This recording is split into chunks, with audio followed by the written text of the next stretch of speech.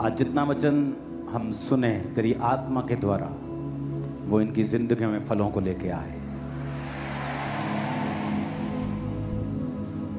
आज इन वचनों को पहले हम लिखेंगे। मैं चाहता हूं आप जल्दी जल्दी से इसे लिखें। बोलेंगे इन वचनों की सारी डिटेल को।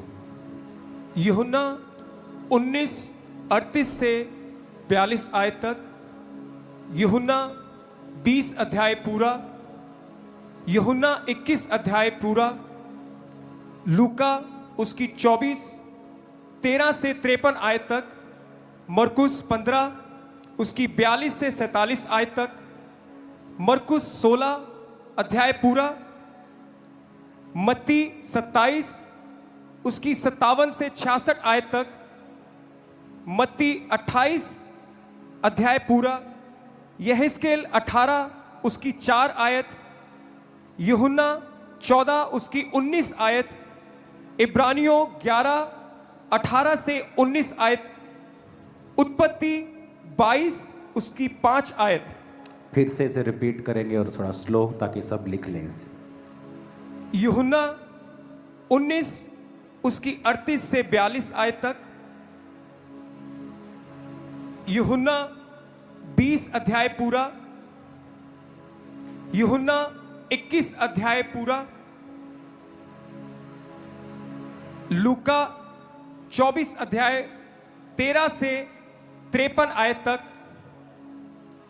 मरकुस 15 उसकी 42 से 47 आयत तक, मरकुस 16 अध्याय पूरा, मत्ती 27 उसकी 57 से 66 आयत तक, मत्ती 28 अध्याय पूरा, यहेजकेल 18 की 4 आयत, यूहन्ना 14 की 19,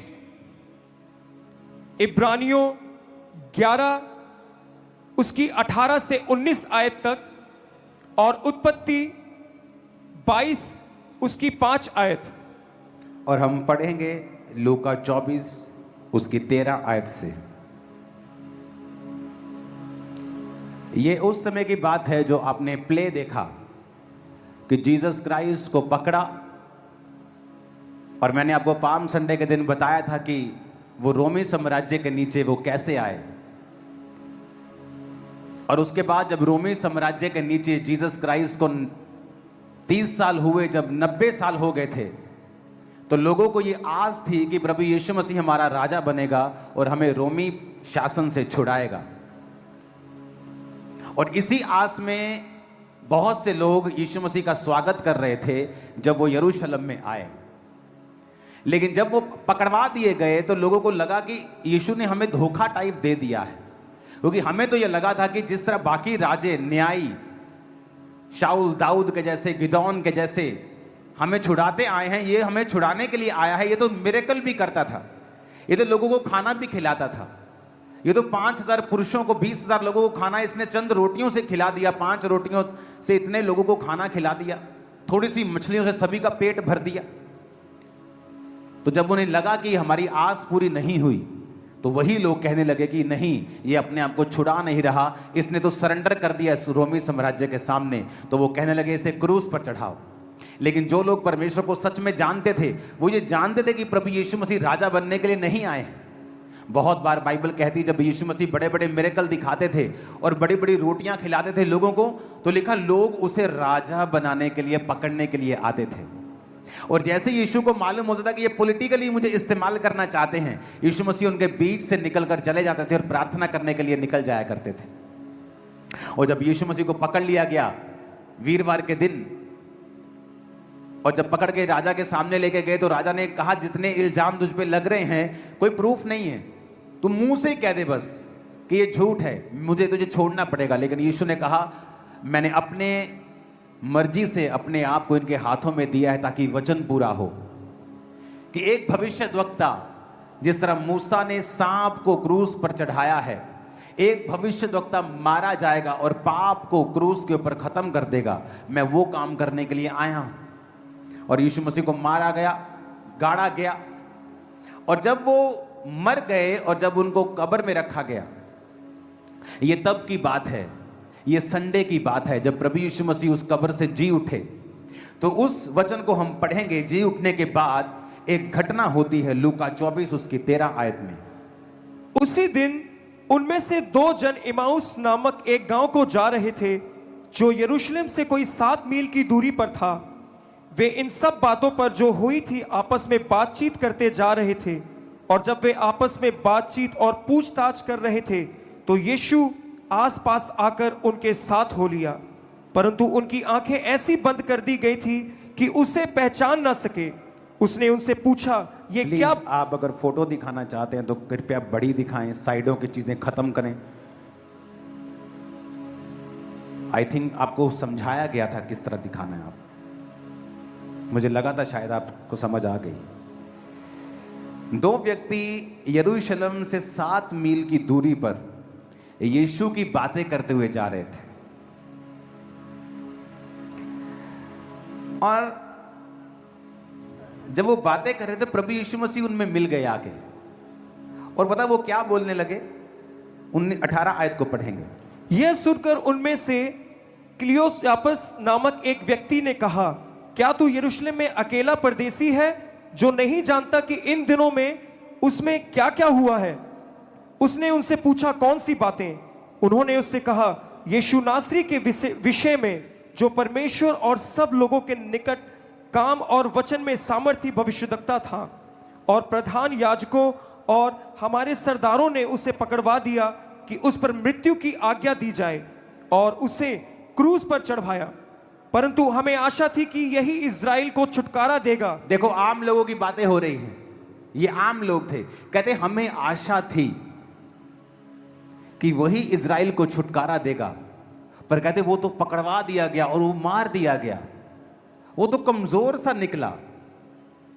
वो आपस में बात कर रहे थे कि यार बाइबल में तो लिखा है कि हमारा राजा गधे के बच्चे के ऊपर आएगा और हमें छुड़ाएगा, पर वो तो मर गया। हमें तो आशा थी कि वो इज़राइल को छुटकारा देगा। हम 90 साल से रोमी शासन के नीचे हैं। एक देश जब 90 साल से किसी दूसरे देश के अधीन होता है तो वो दूसरा देश उसे चूस लेता है पूरा। कहते भारत सोने की चिड़िया थी। वो 90 साल उस शासन में, रोमी शासन के नीचे लोगों को छुटकारे की आस थी, पर कहते इस घटना को अब बीते हुए ये 3रा दिन है। पर कहता हम में से कई स्त्रियों ने हमें हैरान कर दिया है कि वो भोर को कब्र पे गई थी। 23 आयत को पढ़ेंगे। और माइक थोड़ा अपना सीसी कम कर इसको। और जब उसका शव ना पाया तो यह कहती हुई आई कि हमने स्वर्गदूत का दर्शन पाया, जिन्होंने कहा कि यह जीवित है। तब हमारे साथियों में से कई एक कब्र पर आए और जैसा स्त्रियों ने कहा था वैसा ही पाया, परंतु उसको न देखा। तब उसने उनसे कहा, हे निर्बुद्धियों। अब जब वो कब्र पे गई लिखा औरतें, तो उन्होंने वहां पे दूत को देखा और दूत ने कहा, तुम जीवितों को मुर्दों हुओं में से क्यों ढूंढ रही हो? क्या तुम्हें नहीं पता कि वो अपने वचन के अनुसार जी उठा है? कहता ऐसी स्त्रियां ऐसी बातें कर रही हैं। अब ये भरमाने वाली बातें हैं कि सच में ऐसा हुआ है, क्योंकि वो तो बड़ा पावरलेस लग रहा था सरकार के हाथ में। अब जीसस क्राइस्ट जवाब देते हैं 25 आयत में। तब यीशु ने उनसे कहा, हे निर्बुद्धियों और भविष्यद्वक्ताओं की सब बात पर विश्वास करने में मंदमतियों, क्या अवश्य ना था कि मसीह ये दुख उठाकर अपनी महिमा में प्रवेश करे? 27 आयत से पढ़ेंगे। तब उसने मूसा से और सब भविष्यद्वक्ताओं से आरंभ करके सारे पवित्र शास्त्र में से अपने विषय में लिखी बातों का अर्थ उन्हें समझा दिया। इतने में वे उस गांव के पास पहुंचे जहां वे जा रहे थे, और उसके ढंग से ऐसा जान पड़ा कि वह आगे बढ़ना चाहता है, परंतु उन्होंने यह कहकर उसे रोका, हमारे साथ रह, क्योंकि संध्या हो चली है और दिन अब बहुत ढल गया है। तब वह उनके साथ रहने के लिए भीतर गया। जब वह उनके साथ भोजन करने बैठा तो उसने रोटी लेकर धन्यवाद किया और उसे तोड़कर उनको देने लगा।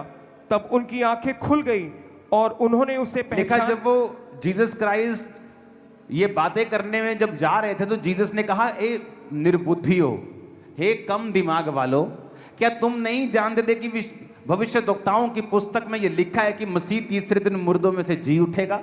और वो उनको बताता जा रहा था, लेकिन परमेश्वर ने उनकी आंखों को खुद बंद कर दिया था कि वो उसको पहचाने नहीं। और जब यीशु मसीह जा रहे थे तो वो भले आदमी थे, कहते अब वो कहाँ जा रहा है भाई, रात हो गई है, हमारे साथ रुक जा। रात को लोग सफर नहीं पुराने टाइम में करते थे, रात को सफर करना मना था, रात को सेफ नहीं था, रात को स्ट्रीट लाइट्स नहीं होती थी, सफर नहीं करते थे लोग। तो उसने कहा रात को हमारे पास रुक जा। और लिखा, जब रात को वो रोटी तोड़ रहा था तो उन्होंने यीशु मसीह के रोटी तोड़ते हुए उन हाथों को जब देखा तो पहचान गए ये परमेश्वर है। और जैसे ही उन्होंने पहचान लिया, वो उनकी आंखों से चुप गायब हो गया। जैसे वो यीशु मसीह गायब हुए उनकी आंखों से, क्योंकि अब प्रभु यीशु मसीह सिर्फ इंसान के रूप में नहीं थे, अब वो इंसान भी थे और परमेश्वर के उस डिवाइन रूप में भी आ चुके थे। वो गायब हुए और वो इम्वाइस के आदमी भागे चेलों के पास, और चेलों को उन्होंने कहा कि हमने यीशु मसीह को देखा है। चेले भी ये सुन रहे थे कि हमने भी यीशु मसीह को देखा है। और फिर थोमा कहता है, मैं तो जब तक उसके डाल ना लूंगा, उसकी पंजर में उंगलियां ना डाल लूंगा, तब तक मैं कदापि विश्वास नहीं करूंगा। फिर परमेश्वर थोमा को दिखाई दे। बाइबल कहती, जब आप यूहन्ना 21 से पढ़ते हैं तो वो फिर दिखाई दिए तीसरी बार पतरस को, जब वो नाव पर गया मछलियां पकड़ने के लिए। और जब कुछ नहीं पकड़ा तो परमेश्वर फिर उसके पास आके खड़े हुए और कहा, दाहिनी और जाल डालो तो तुम बहुत सी मछलियां पकड़ लाओगे। जब दाहिनी और जाल डाला तो फिर 153 बड़ी मछलियां पकड़ी। इतनी ज्यादा कैच हुआ कि वो पहचान गए कि ये फिर से यीशु मसीह ही है। पतरस को अपनी पुरानी जिंदगी फिर याद आ गई। अब परमेश्वर पतरस के पास आके कहते हैं, पतरस क्या तू इन सब से बढ़ के मुझसे प्यार करता है? क्योंकि अब ये तीसरा समय था जब परमेश्वर चेलों को दिखाई दिए थे जी उठने के बाद। पहली बार जब वो चेलों को दिखाई दिए, जो प्ले में आपने देखा, तब थोमा वहां पे नहीं था। दूसरी बार वो थोमा के साथ दिखाई दिए, वो बीच में एकदम से प्रकट हो जाते थे, एकदम से आ जाते थे, बेल से नहीं आते थे, अभी दीवार से नहीं आते, सीधा प्रकट होते थे अब। और 2 बार दिखाई देने के बाद तीसरी बार वो उनको झील पर दिखाई देते हैं और पतरस से कहते हैं, पतरस क्या तुम मुझसे इनसे बढ़ के प्यार करता है? उसने कहा हाँ। प्रभु ने कहा, मेरी मेमनों को चरा। दूसरी बार प्रभु ने पूछा, हे पतरस क्या तू सचमुच मुझसे इनसे बढ़ के प्यार करता है? हाँ प्रभु, मेरी भेड़ों की रखवाली कर। तीसरी बार प्रभु ने फिर पूछा, क्या तू सचमुच मुझसे प्यार करता है? पतरस उदास हो गया, उसे लगा परमेश्वर को मुझ पे डाउट हो गया है, क्योंकि मैंने 3 बार इसका इनकार किया था। लेकिन परमेश्वर उस कर्ज को खत्म कर रहे थे जो पतरस के ऊपर उसका 3 बार इनकार करने से आया था। और इसलिए प्रभु यीशु मसीह 3 बार उसका इकरार करवा रहे थे कि हाँ मैं तुझसे प्यार करता हूं, हाँ मैं तुझसे प्यार करता हूं, हाँ मैं तुझसे प्यार करता हूं, अब मेरी भेड़ों को चरा। जब प्रभु यीशु मसीह मुर्दों में से जी उठे तो उसने कहा, जाओ चेलों से और पतरस से कहो, क्योंकि पतरस उस समय परमेश्वर का चेला नहीं रह गया था। पतरस ने खुद अपने मुंह से कहा था, लानत हो जो इसे जानता हो, मैं इसे नहीं जानता। तो प्रभु यीशु मसीह जो आपके जब पापी थे वो तब आपसे प्यार करता है। उसने गुस्सा नहीं किया, उसने लानत नहीं भेजी, पतरस के पास गया और 3 बार इनकार के बदले 3 बार उससे इकरार करवाया। हालेलुया। जब आप गिफ्ट भूल जाते हैं ना वाइफ को देना, फिर वो कहती है मैंने 2 गिफ्ट लेना है अभी, तो वो काम किया उसने कि यीशु ने 3 बार उसको बोला तूने मेरा इनकार किया था, 3 बार मेरा इकरार कर। अगर आप ईस्टर को देखेंगे, रेजरेक्शन डे को देखेंगे, तो ये हमें रिस्टोर करता है, हमें जीवित करता है, जिंदा करता है। किसने पाप किया पहले? औरत ने। औरत की वैल्यू को परमेश्वर ने डाउन किया, उसके पीड़ा को बढ़ाया, आदमी को डाउन किया। उसने औरत की बात को सुना, सांप को श्रापित किया कि वो शैतान के द्वारा इस्तेमाल हुआ। हालांकि सांप परमेश्वर ने बनाया था, शैतान नहीं है सांप, लेकिन उसको शैतान ने इस्तेमाल किया, श्रापित हुआ। हवा श्रापित, आदम श्रापित। औरतों के ऊपर जुल्म होने लगे, औरतों को कल्प्रिट समझा जाने लगा, उन्हें अलग अलग तरह की ताड़नाओं से गुजरना पड़ा। और जब यीशु मसीह मुर्दों में से जी उठे, जो पाप आदम और हवा के कारण, जो डिसग्रेस औरत और आदमी की जिंदगी में आई थी, परमेश्वर ने उस डिसग्रेस को ग्रेस में बदला और सबसे पहले अपने जी उठने का समाचार उसने औरतों को दिया और कहा, जाओ चेलों को बताओ कि मैं जी उठा हूं, जाओ। आज इसीलिए जो औरत जीसस क्राइस्ट पे यकीन करती है, जो औरत अपना जीवन परमेश्वर को दे देती है, परमेश्वर उसकी इज्जत को बढ़ाता है। उसके परिवार में, उसके पति के सामने, उसके लोगों के सामने उसकी इज्जत बढ़ती है, उसके बच्चों के सामने उसका पति उसका आदर करता है। क्यों? क्योंकि वो परमेश्वर की है। परमेश्वर ने औरतों की वैल्यू को ऊंचा किया। ईस्टर एक मैसेज था कि जिस औरत को बोलने का अधिकार नहीं था, अब जीसस ने कहा तुम जाके बताओ कि जब प्रभु आज्ञा देता है तो शुभ समाचार सुनाने वालियों की बड़ी सेना हो जाती। औरत की पोजीशन को परमेश्वर ने ऊंचा किया, उसकी जिंदगी के श्रापों को खत्म किया। और वो गई और उन्होंने प्रचार किया, चेलों को बताया।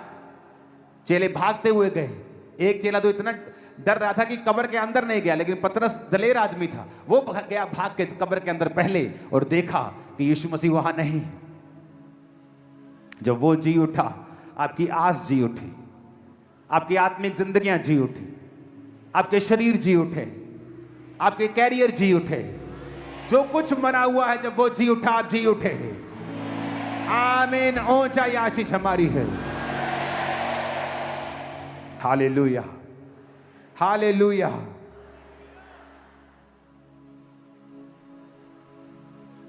पुराने नियम से लेकर नए नियम तक हर जगह आपको मसीह का समाचार मिलता है। पिछले संडे में मैंने बताया कि हर जगह आपको मसीह दिखेगा। बाइबल की पहली आयत से लेकर आखिरी आयत तक आपको मसीह दिखेगा। वचन कहता है इब्रानियों 11 उसकी 18-19 में, जिससे यह कहा गया था इसहाक से तेरा वंश कहलाएगा, वही अपने इकलौते को चढ़ाने लगा। उसने मान लिया कि परमेश्वर सामर्थी है कि उसे मरे हुओं में से जिलाए, कि उसे दृष्टांत की रीति पर फिर उसे वो मिला। जब अब्राहम को परमेश्वर ने कहा अपने बेटे को चढ़ा दे, कहता उसने कहा था इसहाक से तेरा वंश कहलाएगा, पर फिर भी मैं अपने इकलौते को चढ़ा रहा हूं, शायद ये मुर्दों में से जी उठेगा। ये एक प्रोफेसी थी कि चढ़ाएगा तो तू जरूर, पर तू अपने बेटे को नहीं चढ़ाएगा, मैं अपना बेटा दूंगा और वो जी उठेगा। इसलिए वो मेढ़ा कांटों में, झाड़ियों में फंसा हुआ मिला और जीसस ने अपने आप को उसके साथ रखा है कि बाइबल का एक बिंदु भी, लोग कहते हैं बाइबल में गलतियां हैं, बाइबल में एक बिंदु तक की गलती नहीं है। एक अगर बाइबल में किसी जगह सेमी कॉलन लगा है, उसके पीछे भी प्रचार है, उसके पीछे भी कारण है। फुल स्टॉप लगा है, उसके पीछे भी कारण है। Bible is the most perfect ग्रंथ, book in this world, most perfect. एक प्रचारक बता रहा था, उसने एक डायग्राम बनाया, मैं आपको वीडियो दिखाऊंगा क्योंकि अगले हफ्ते से मैं आपको मिशनरीज यात्राओं के ऊपर बताने वाला हूं और ये आपके लिए ऑसम समय होगा और प्रभु भोज होगा, अगले हफ्ते से लगातार हम लेंगे और उसके बारे में मैं आपको बताने वाला हूं। तो हर जीवित आदमी, आपके घर का हर जीवित व्यक्ति अगले संडे चर्चिस में हो और प्रभु भोज को लो। और वहां में बताया कि शुरू से लेके, उत्पत्ति से लेके प्रकाशित वाक्य तक हर आयत एक दूसरे को सपोर्ट करती है, जबकि उसके अलग अलग राइटर्स हैं। पवित्र आत्मा ने अलग अलग समयों के ऊपर बाइबल को लिखा है। कईयों को तो यह भी मालूम नहीं था कि पिछले राइटर ने क्या लिखा है, लेकिन जब आप बाइबल को जोड़ते हैं आपको एक एक लाइन दूसरे के साथ मिलती हुई और अपने एक दूसरे को पूरा करती हुई आप पाते हैं। वचन में लिखा है कि परमेश्वर ने कहा जल एक जगह इकट्ठा हो जाए और सूखी भूमि दिखाई दे, तो पहाड़ और भूमि अलग हो गई। आज हजारों साल बाद वैज्ञानिक कह रहे हैं कि माउंट एवरेस्ट के ऊपर हमें समुद्र के जीवाश्म मिले हैं। कभी माउंट एवरेस्ट भी समुद्र के नीचे था।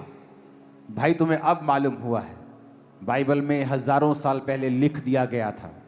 तब कोई साइंस नहीं थी, कोई वैज्ञानिक नहीं थे, पेन भी नहीं होते थे, पता नहीं कैसे लिखा होगा और लिख दिया गया। कलम से, किसी चीज से वो लिख दिया गया। जब यीशु मसीह जी उठे तो उन्होंने कहा वचन पूरा हुआ जो भविष्यद्वक्ताओं की पुस्तक में लिखा गया था। वो सारा वर्ड पूरा हुआ।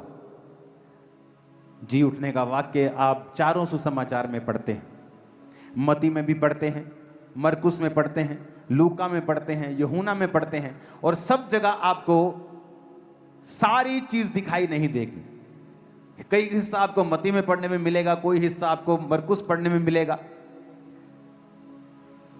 और आपको मालूम होगा कि वाकई ही जो लिखने वाले थे ये पवित्र आत्मा के द्वारा ये सब चीजों को लिख रहे थे।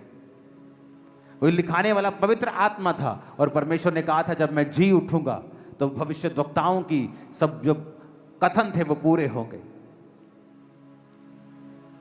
जब वो जी उठा, आप जी उठे। आज आप सब जी उठेंगे सब तरफ से। आमीन ऊंचे वाला चाहिए चर्च। ये बातें करने वाला धार्मिकता नहीं है, रिलीजन नहीं है, ये फुलफिलमेंट का एक रिलीजन बोल सकते हो आप। फुलफिलमेंट जो हो चुकी है, जो वचन बोले गए थे उसे पूरा करने का ये टाइम था, और पूरे होते हैं वो वचन। आज जो हो रहा है दुनिया में, इसके बारे में भी बोला गया है कि राज्य पे राज्य, देश पे देश, कौम पे कौम चढ़ाई करेगी, युद्ध करेंगे लोग, इकोनॉमीज का हाल बुरा होगा, अंत में कलेश के दिन आएंगे, महाकलेश के दिन आएंगे, चुनु हुओं के कारण वो घटाए जाएंगे। अब जब इतने वचन पूरे हो चुके हैं तो ये भी वचन पूरे हो जाएंगे। ऊंची आवाज में को हालेलुया।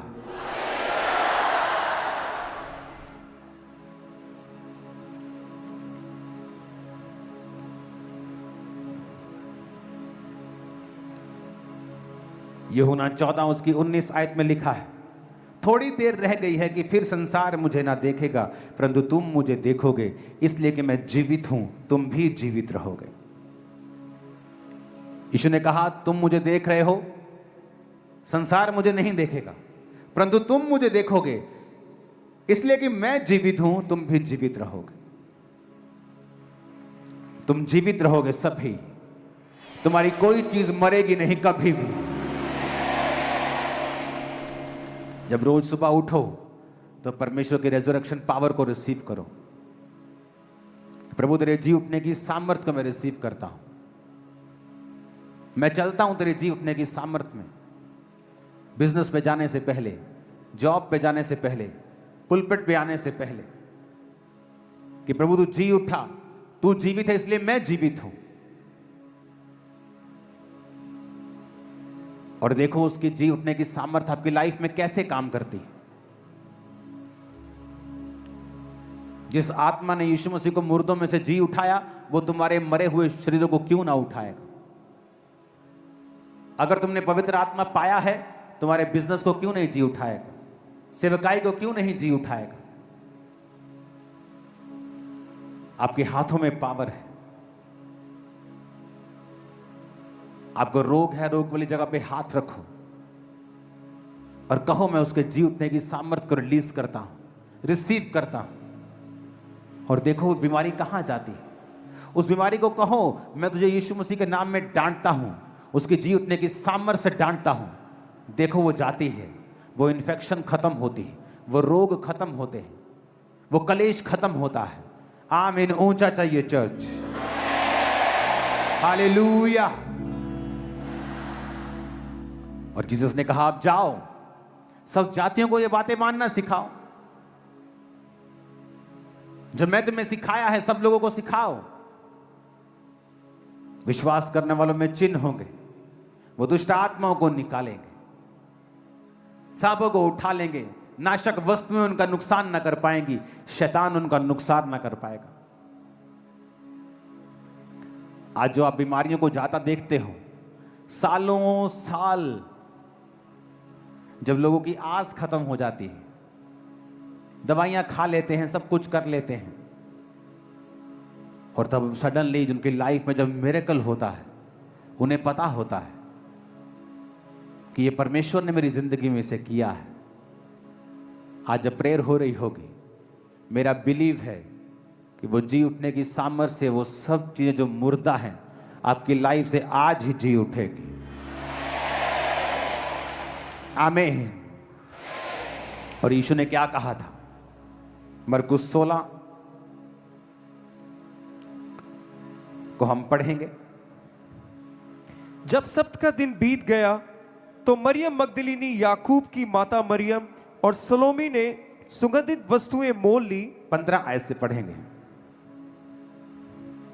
और उसने उनसे पूछा, तुम सारे जगत में जाकर सारी सृष्टि के लोगों को सुसमाचार प्रचार करो, जो विश्वास करे और बपतिस्मा ले उसी का उद्धार होगा, परंतु जो विश्वास न करेगा वह दोषी ठहराया जाएगा। परमेश्वर ने कहा जो विश्वास करे और बपतिस्मा ले उसी का उद्धार होगा। बपतिस्मे के बिना भी परमेश्वर ने उद्धार कर दिया था। उस कैदी का, उस मौत की सजा पाए हुए डाकू का जो उसके साथ क्रूस के ऊपर था। लेकिन आप तो क्रूस के ऊपर नहीं हैं, आपके पास तो समय है, आप बपतिस्मा ले सकते हैं। और विश्वास करेगा और बपतिस्मा लेगा उसी का उद्धार होगा। जो विश्वास नहीं करेगा वो दोषी ठहराया जाएगा। माएं रो रही थी जब यीशु मसीह को चढ़ाया जा रहा था क्रूस पे। उसने कहा मेरे लिए नहीं, अपने और अपने बालकों के लिए रोवो। पता है क्यों? क्योंकि जिन लोगों ने जीसस पे विश्वास नहीं किया, वो सदूकी, फरीसी, उनके परिवार, क्योंकि यीशु मसीह के जी उठने के कुछ 3-4 दशक बाद उस भवन को फिर नाश कर दिया गया और यहूदी कौम को बहुत प्रताड़ित करके उनका नाश किया गया। जो आज यरूशलेम में आप वेस्टर्न वॉल देखते हो, भवन की वॉल देखते हो, वो तभी बची थी, उतनी बची थी बस। वो यीशु मसीह के समय के बाद ढाई गई थी, फिर से भवन ढा दिया गया था, क्योंकि परमेश्वर ने कहा था जो तुमने मेरे साथ किया है उसका बदला तुम और तुम्हारे परिवार उठाएंगे। आज भी जो यीशु को जानते हुए भी गुनाहों में है, पाप में है, उसने कहा जो विश्वास नहीं करेगा वो दोषी ठहराया जाएगा। एक बात को हमेशा याद रखो, मैं अपने लोगों से बहुत बात बोलता हूं कि जब आप परमेश्वर में जीते हैं और जीते जीते बिगड़ जाते हैं, आप व्यभिचार करने लगते हैं, आप चोरी करने लगते हैं, चर्च का पैसा चोरी करने लगते हैं, आप लोगों का पैसा चोरी करने लगते हैं, आप कब्जे करने लगते हैं, आप नहीं जानते आप एक बीज बो रहे हैं। जब दाऊद ने पाप किया तो उसका असर उसके परिवार के ऊपर हुआ और उसका बेटा उसका विरोधी हो गया। जब एक आदमी पाप करता है और विश्वास में बना नहीं रहता, फिर वो अपनी जिंदगी के चारों तरफ के सर्कमस्टेंसेस को काबू नहीं कर सकता। वो काबू नहीं कर सकता अपने बिजनेस को, ये किस तरह चलेगा और किस दिन क्या अटैक होगा। वो सेवकाई कर सकता है, मिरेकल कर सकता है, लेकिन उसके बाद अटैक को काबू नहीं कर सकता। मैंने नाइजीरिया में सेवकाइयां देखी हैं जो एक आदमी ने अपनी यंग एज में शुरू की और आज वो 80-80 साल के हो गए और अभी भी प्रचार करते हैं। लेकिन कुछ ऐसे भी हैं जो आए, प्रचार किया, चंगियाई की, करेक्टरलेस हो गए और परमेश्वर ने उनको उड़ा दिया। अगर वो फिर से करेक्टर में बन जाए तो परमेश्वर फिर से उनको लेके आ सकता है, क्योंकि वो सबसे प्यार करता है, वो किससे नफरत नहीं करता। लेकिन बाइबल कहती पाप हमें डिग्रेड डाउन करता है, डिस्ग्रेस करता है। जब एक आदमी पाप करता है, चोरी करता है, प्रभु के वचन के खिलाफ चलता है, तो वो अपने जीवन की परिस्थितियों को कंट्रोल फिर नहीं कर सकता। उसकी फैमिली अटैक के नीचे जाएगी, उसका फाइनेंस, उसकी बॉडी, उसका कुछ भी वो फिर कंट्रोल नहीं कर सकता। उसे वो सारे कोर्सेस लेने पड़ेंगे जो उसने पाप से खरीदे हैं। और यीशु ने कहा जो विश्वास करेगा और बपतिस्मा लेगा उसका उद्धार होगा। इसलिए विश्वास में बने रहना, बपतिस्मा लेना और फिर वैसा ही जीवन जीना जैसा यीशु ने कहा है। बपतिस्मा जब आप लेते हैं तो उसका मतलब है बैप्टिजो, इमर्स करना, पानी में इमर्स करना, डूब जाना। पानी के अंदर जाने का मतलब मैं अपने गुनाहों के लिए मारा गया। ये कोई धर्म परिवर्तन नहीं है। बैप्टिज्म का मतलब है जब पानी के अंदर जाने का मतलब मैं अपने आप के लिए मर गया, ये मेरी कब्र है, और जब पानी से बाहर आया तो मैं जी उठा यीशु के लिए, जिस तरह यीशु जी उठे। और अब मेरा अगला जीवन यीशु के वचन के अनुसार होगा, ना कि जो मेरा शरीर चाहता है। जब शैतान आप पर अटैक नहीं कर पाता तो वो आपको पाप के लिए कंटिन्यू प्रेरित करता है, क्योंकि जब आप पाप करते हैं आपके आसपास हेज, बाड़ा बंधा नहीं रहता, वो एंटर करता है। आज ईश्वर के ऊपर नियम बना लें कि आप विश्वास में रहेंगे, बपतिस्मा लेंगे, और उद्धार का मतलब सिर्फ आत्मिक उद्धार नहीं है, यह नेशनल, फिजिकल, फाइनेंशियल, स्पिरिचुअल, हर तरह का उद्धार है जो आप और आपका पूरा परिवार देखेगा इन जीसस नेम। खुदावन इस वचन के जरिए आपको सदा के लिए आशीषित करे और आपकी जिंदगियां परमेश्वर में मजबूत हो जाएं। यीशु मसीह के नाम में हम मांगते हैं।